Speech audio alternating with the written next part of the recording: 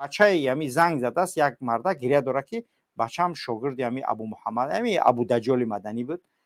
яъне ки омадам дар хона $5000 ма гирифтааст.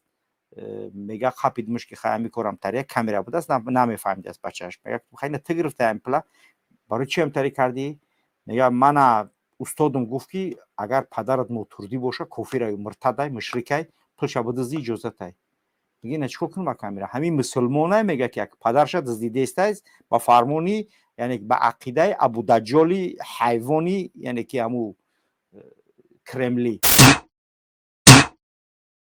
اولا این دجال خبیث این محمد اقبال مشرک صحبتایی که میکند باز همین دروغ بیشتره، باز همین متهمه، باز مثل همین زنی بگویم کوچه سری کوچه ها باز همین صحبت ها کردنش است. یگان حجتی ندارد.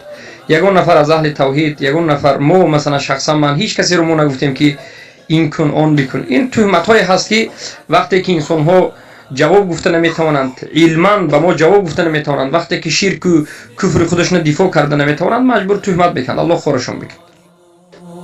كالسنا الوهاج مسلمون